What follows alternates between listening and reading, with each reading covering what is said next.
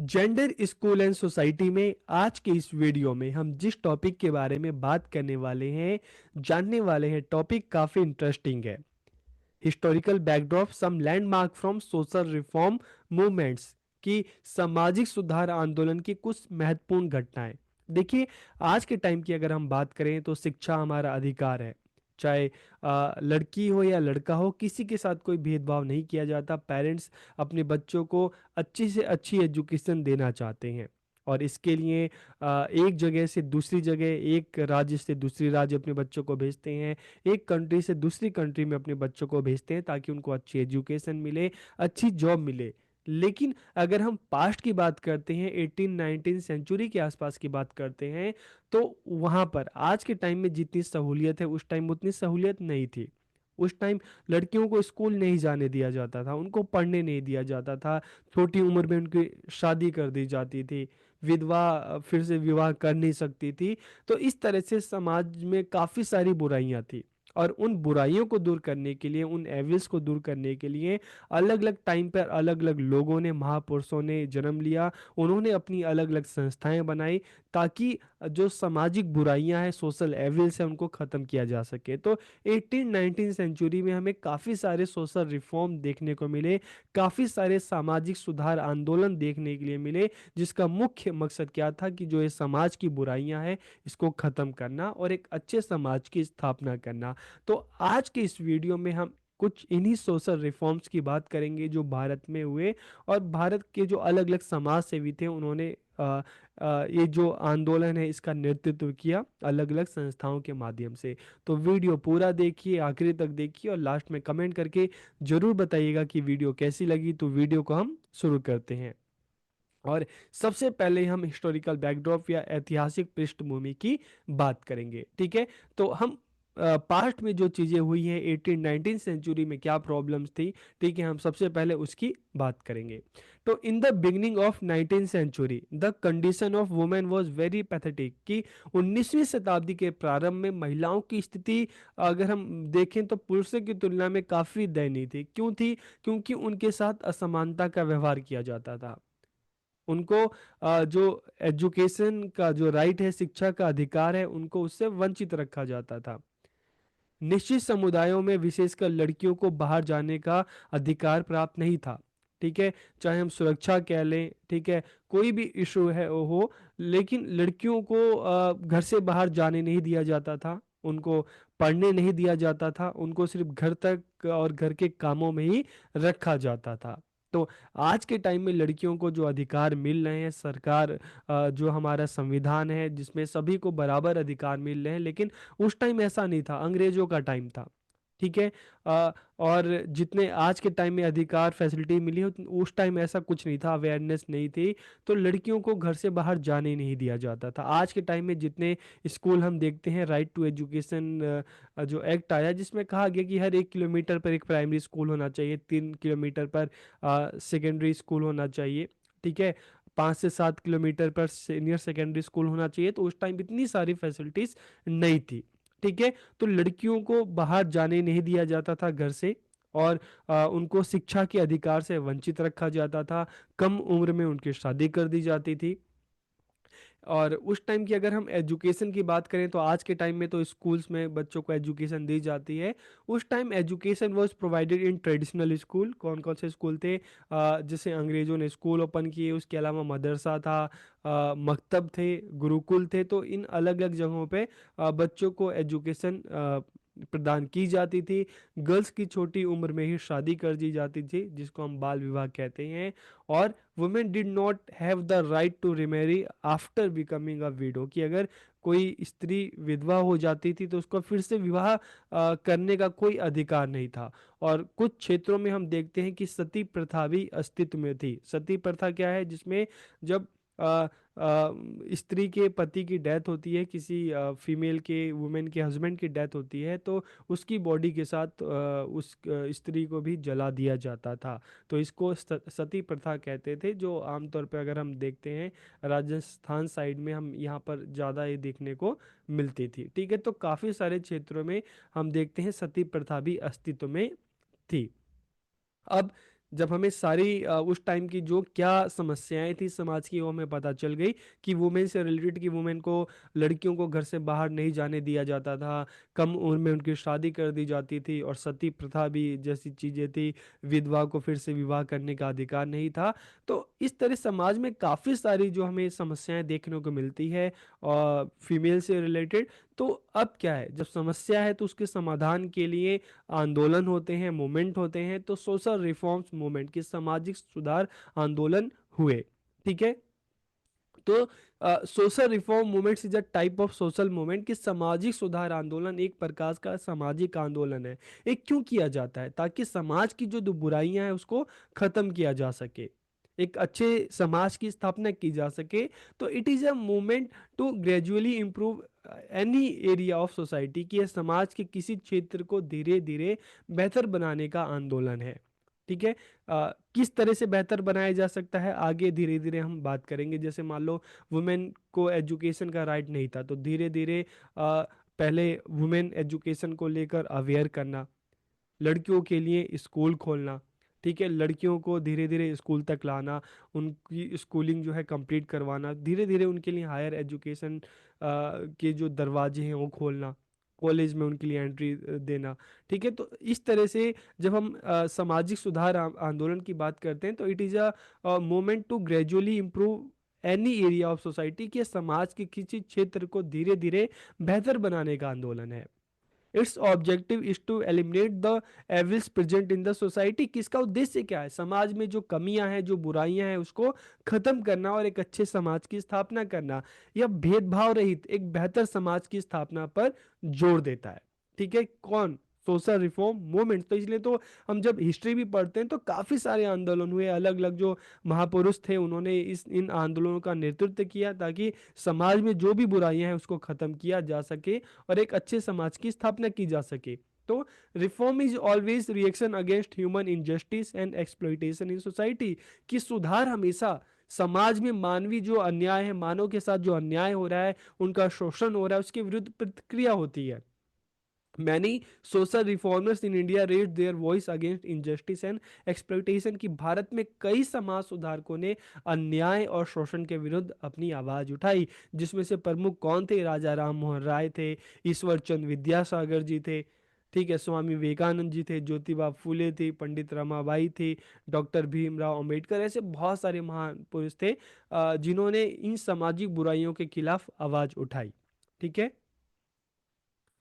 They try to remove this evils prevalent in the society, की उन्होंने समाज में व्याप्त इन कुरीतियों को, इन बुराइयों को दूर करने का प्रयास किया। इन्होंने महिलाओं को समाज में अपना स्थान दिलाने का पूरा अपना पूरा एफर्ट लगाया, पूरा प्रयास किया। और समाज सुधारकों का मानना था कि शिक्षा सामाजिक परिवर्तन की एक शक्तिशाली एजेंसी है, इसलिए शिक्षा का जो अधिकार है पुरुषों के साथ साथ स्त्रियों को भी मिलना चाहिए। जैसे लड़कों को स्कूल भेजा जाता है तो वैसे लड़कियों को भी एजुकेशन दिया जाना चाहिए। तो राष्ट्र को सुदृढ़ एवं शक्तिशाली बनाने के लिए महिलाओं का शिक्षित होना अनिवार्य है। जैसे पुरुषों का शिक्षित होना अनिवार्य है, वैसे महिलाओं का भी शिक्षित होना अनिवार्य है। The main areas of this movements, की ये जो सामाजिक सुधार आंदोलन थे इसका एरिया क्या था, वुमेन एजुकेशन था, वुमेन राइट्स था। ठीक है।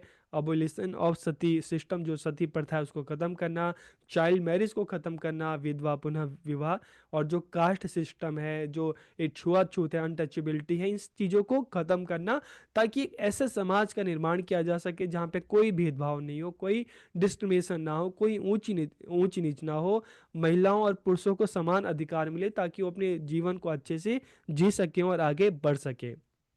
तो हम कुछ इसी तरह से जो सोशल रिफॉर्म है, ठीक है, सामाजिक सुधार जो आंदोलन हुए हैं, हम उनकी बात करते हैं। ठीक है। तो कौन कौन से उस टाइम, जब हम 19th सेंचुरी की बात करते हैं, तो कौन कौन से उस टाइम के जो आंदोलन हुए, ठीक है, कौन कौन से जो अलग अलग संस्थाएं खोली जिन्होंने समाज में इस तरह के जो सोशल एविल्स थे, सामाजिक बुराइयां थी, उसको खत्म करने का प्रयास किया।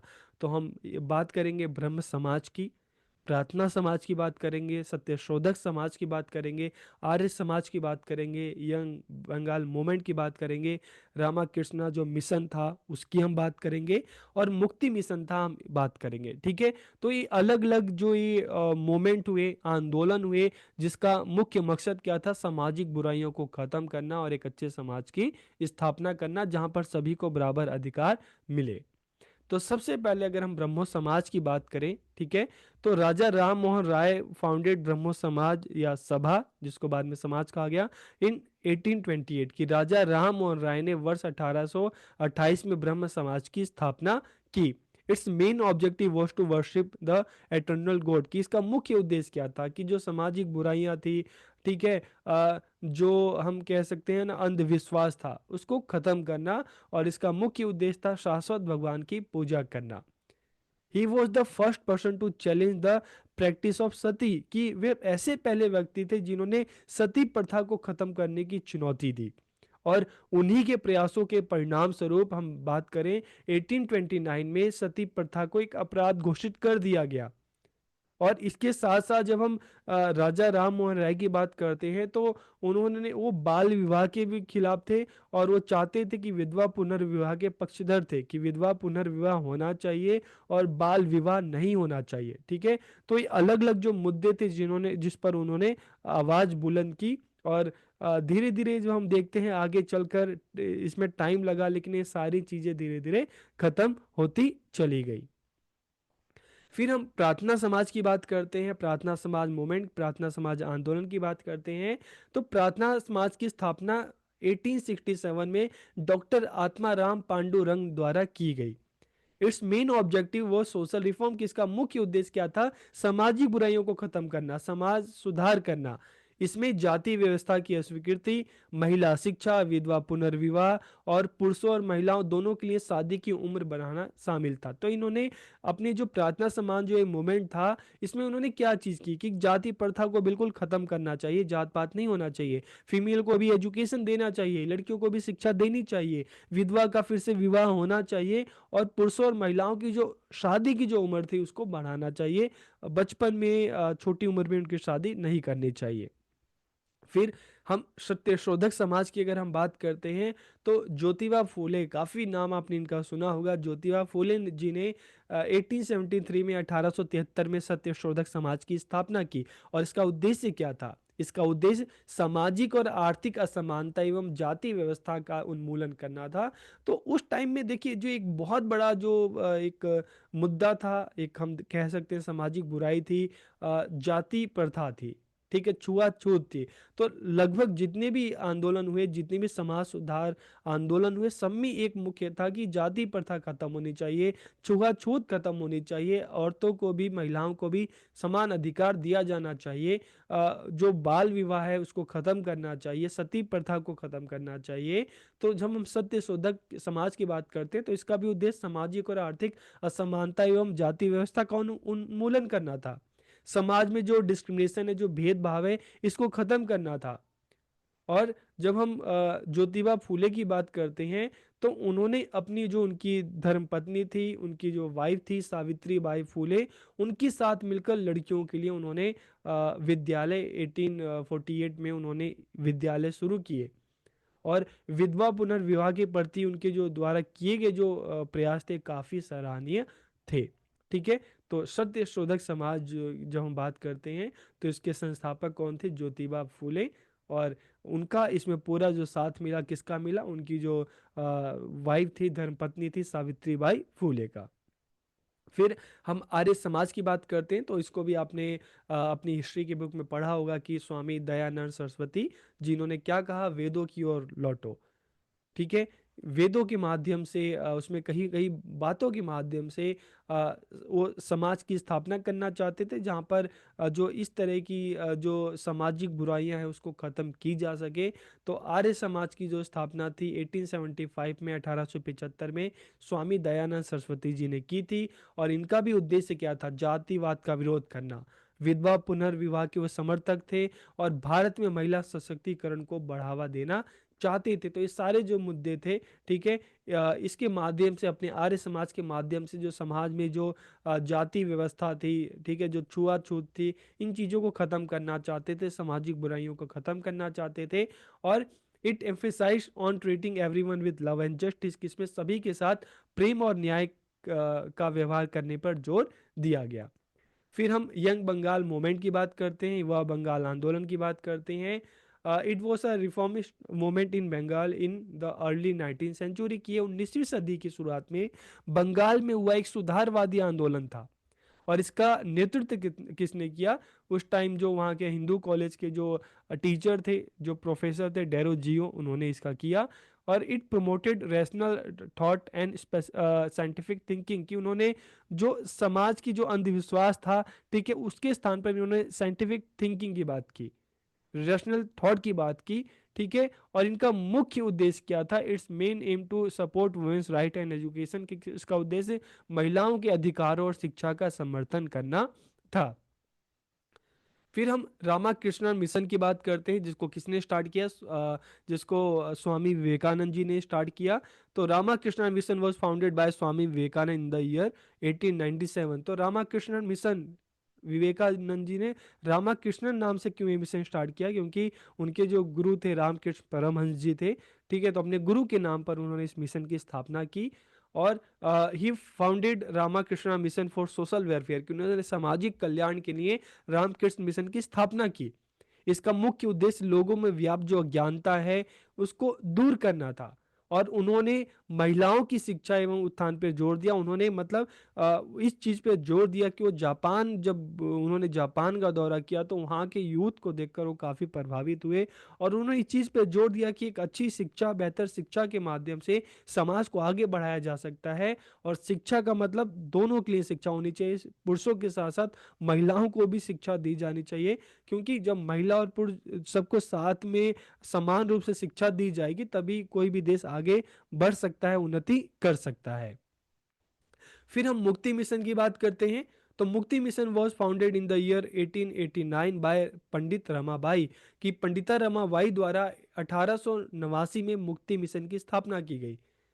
और दिस ऑर्गेनाइजेशन वो started as a home for oppressed widow, कि ये संगठन प्रताड़ित विधवाओं के लिए एक घर के तौर पर शुरू किया गया। मतलब क्या था? कि समाज में जो विधवाएं थी, जिनके पति की मृत्यु हो चुकी थी, और उनके घर पर उनके साथ सही व्यवहार नहीं किया जा रहा था, उनको प्रताड़ित किया जा रहा था, उनका शोषण किया जा रहा था, तो ऐसी विधवाओं के लिए पंडित रमाबाई ने मुक्ति मिशन बनाया, जहाँ पर इनके रहने की व्यवस्था की, ठीक है। तो यह संगठन प्रताड़ित विधवाओं के लिए एक घर के तौर पर शुरू किया गया, जहां पर उनको एक आवास प्रदान किया जाता था। और यह संगठन महिलाओं और बच्चों को सशक्त बनाने के लिए काम करता था। रमाबाई ने महिलाओं के अधिकारों एवं बाल विवाह के विरुद्ध आवाज उठाई। तो इसलिए जब हम हिस्ट्री की बात करेंगे तो पंडित रमाबाई का नाम भी बहुत आदर सम्मान से लिया जाता है, क्योंकि चाहे हम सावित्री बाई फूले की बात करें, पंडित रमाबाई की बात करें, वुमेन एम्पावरमेंट के क्षेत्र में, महिला सशक्तिकरण के क्षेत्र में इनका जो है योगदान बहुत महत्वपूर्ण था। और एक चीज जो हम बात करेंगे, ईश्वर चंद्र विद्यासागर की भी यहाँ पर बात करनी बहुत जरूरी है, क्योंकि जब हम वुमेन राइट की बात करते हैं, स्त्री शिक्षा की बात करते हैं, तो इस क्षेत्र में इनका योगदान भी बहुत ज्यादा महत्वपूर्ण है। Vidyasagar ji devoted his entire life toward social reform, कि विद्यासागर जी ने अपना पूरा जीवन समाज सुधार को समर्पित कर दिया। अगर हम बात करें, ये बंगाल से आते थे। और इनका जब हम बात करते हैं, समाज सुधारक की बात करते हैं, सोशल रिफॉर्मर की बात करते हैं, तो इस क्षेत्र में इनका नाम बहुत ही आदर सम्मान से लिया जाता है। He supported window remarriage and denounce child marriage, की उन्होंने विधवा विवाह का समर्थन किया, लेकिन बाल विवाह का खंडन किया। उनके प्रयास के फलस्वरूप भारतीय हिंदू विधवा पुनर्विवाह अनुच्छेद 1856 में स्थापित किया गया, जहां पर जो विधवा हैं उनको फिर से विवाह का अधिकार प्रदान किया गया। और उन्होंने महिलाओं की शिक्षा के लिए कई महिला जो विद्यालय थे उसकी उन्होंने स्थापना की। तो इस क्षेत्र में ईश्वर चंद्र विद्यासागर का योगदान भी अतुलनीय है। अब हम बात करते हैं importance of social reform movements की, सामाजिक सुधार आंदोलनों का क्या महत्व रहा है। तो इन आंदोलनों ने सामाजिक सुधार हेतु लोगों की जो सोचने का तरीका था, जो एक रूढ़िवादी सोच थी उसको मतलब लोगों को फिर से सोचने पे मजबूर किया। ठीक है, इन्होंने लोगों की जो सोच है उसको बदलने का प्रयास किया कि नहीं, समाज में जो बुराइयां हैं, चाहे हम सती प्रथा की बात करें, चाहे हम बाल विवाह की बात करें, चाहे हम विधवा पुनः विवाह की बात करें, तो जो अच्छी चीजें हैं उसको अपनाना, जो खराब चीजें हैं उसको खत्म करना, लड़कियों को उनको भी लड़कों के समान अच्छी एजुकेशन देना, किसी तरह का भेदभाव नहीं करना। तो इन आंदोलनों ने सामाजिक सुधार हेतु लोगों को फिर से सोचने पे मजबूर किया। समाज में महिलाओं की स्थिति को सुधारने का प्रयास किया गया, महिला शिक्षा पर विशेष रूप से जोर दिया गया। और जो सामाजिक जो कुरीतियां थी, सोशल एविल्स थे, चाहे हम सती प्रथा की बात करते हैं, चाइल्ड मैरिज की बात करते हैं, अनटचेबिलिटी की बात करते हैं, इन चीजों को खत्म करने का प्रयास किया। विधवा पुनर्विवाह पे उन्होंने जोर दिया और आधुनिक शिक्षा को उन्होंने प्रोत्साहित किया। तो इस तरह से आज की इस वीडियो में जो सोशल रिफॉर्म मूवमेंट्स थे, सामाजिक सुधार आंदोलन थे, हमने उसकी बात की। इनका मुख्य फोकस किस पर था, हमने उस पर बात की। तो वीडियो आपको कैसा लगा कमेंट करके जरूर बताइए। आप सबका बहुत बहुत धन्यवाद।